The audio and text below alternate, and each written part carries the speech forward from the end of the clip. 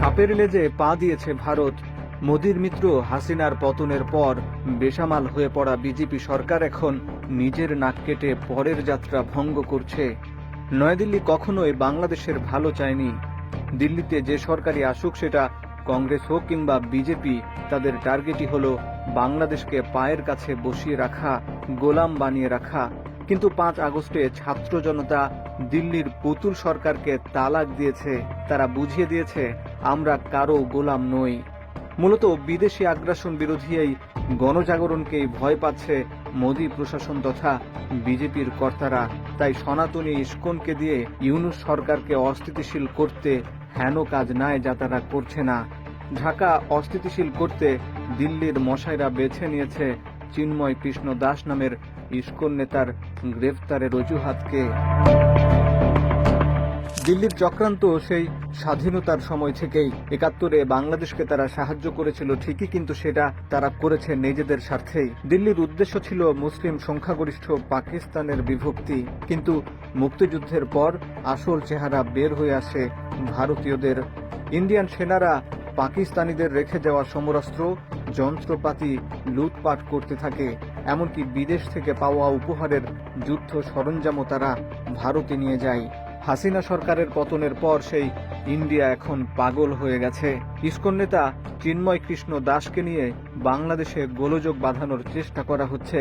অতীতে ছাত্রলীগের হাতে বিশ্বযুদ্ধের নির্মম হত্যাকাণ্ডের বিষয়ে কথা বলেনি নয়াদিল্লি। এমনকি বিএনপি নেতা গয়েশ্বর চন্দ্র রায়কে যখন মাটিতে ফেলে বেদম মারধর করা হলো, সেদিনও দিল্লির তরফ থেকে কোনো বিবৃতি আসেনি। কিন্তু ইস্কন নেতা চিন্ময়ের গ্রেপ্তারের পর মুখোশ খসে পড়েছে মোদী সরকারের। তারা রীতিমতো বিবৃতি দিয়ে ইস্কন নেতার মুক্তি চেয়েছে। ভারতীয় পররাষ্ট্র মন্ত্রণালয়ের বিবৃতিতে বলা হয়েছে, চিন্ময় কৃষ্ণ দাসকে গ্রেপ্তার ও তাকে জামিন না দেওয়ার বিষয়টি নিয়ে আমরা গভীর উদ্বেগ প্রকাশ করছি।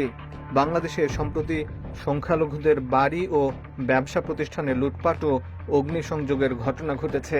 আর এসব ঘটনার সঙ্গে জড়িতরা ঘুরে বেড়াচ্ছে। শান্তিপূর্ণ সমাবেশের মাধ্যমে বৈধ দাবি দাওয়া পেশ করা একজন ধর্মীয় নেতার বিরুদ্ধে কোনো ব্যবস্থা নেওয়া উচিত নয়। ভারতের এই দুটি দাবি মিথ্যা। ভারতীয় মিডিয়াতে সংখ্যালঘুদের বাড়িঘরে হামলার যে ভিডিও ছবি প্রকাশ করা হয়েছে, সেগুলো সম্পূর্ণ ফেক।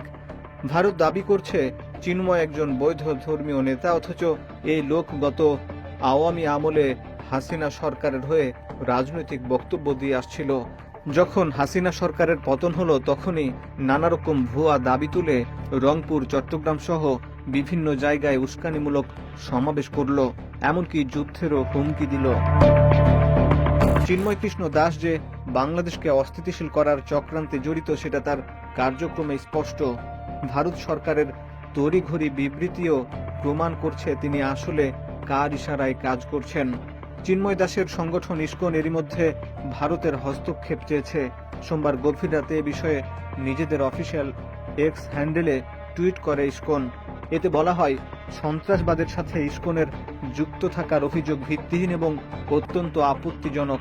এ ধরনের অভিযোগ একেবারেই গ্রহণযোগ্য নয়। টুইটে আরও দাবি করা হয়, ইস্কন ভারত সরকারের প্রতি অনুরোধ জানাচ্ছে যেন তারা অবিলম্বে বাংলাদেশ সরকারের সাথে আলোচনা করে এই বিষয়টি স্পষ্ট করে যে আমরা একটি শান্তিপ্রিয় ভক্তি আন্দোলন। চিন্ময়কে নিয়ে ইস্কন আর ভারতের দৌড়ঝাঁপি শেষ নয়। রীতিমতো হুমকি এসেছে হিন্দুত্ববাদী সংগঠন বিজেপি থেকেও। চিন্ময়কে মুক্তি না দিলে বাংলাদেশ সীমান্ত সনাতনীরা অবরোধ করবে বলে হুমকি দিয়েছেন পশ্চিমবঙ্গ রাজ্যের বিরোধী দলনেতা ও বিজেপির গুন্ডা শুভেন্দু অধিকারী। তিনি একই সঙ্গে কলকাতার বাংলাদেশ ডেপুটি হাইকমিশনের সামনে বিক্ষোভেরও হুমকি দিয়েছেন।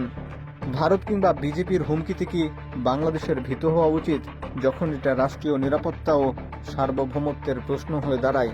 একদমই না। এদেশে ভারতীয় আধিপত্য গত ৫ আগস্টেই রুখে দেওয়া হয়েছে।